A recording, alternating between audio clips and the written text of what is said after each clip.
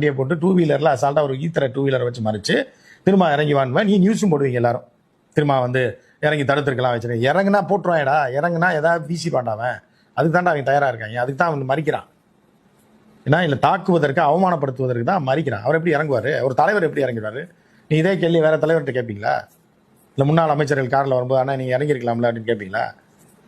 So இது வந்து ஒரு திட்டமிட்ட வேண்டும் என்ற திருமாவளவன் அவர்களை அவமானப்படுத்துறதுக்காக செய்யப்பட்ட செயல் தான் அப்படின்றது மாற்று கருத்தையில் வீடியோ ஆதாரம் அப்படி தான் சொல்லுது. அங்கே பார்த்த வழக்கு நம்ம நண்பர்கள் வழக்கறிஞர்கள் உயர்நீதிமன்ற வழக்கறிஞர்கள்ட்ட ஃபோன் பண்ணி கேட்கும்போது அங்கே ஸ்பாட்டில் இருந்தவங்களே நமக்கு சொன்னது தான். அது பிளான் பண்ணி உள்ளேருந்து வந்திருக்காங்க. அவெல்லாம் ரெகுலராக வர்ற வக்கீலே கிடையாது.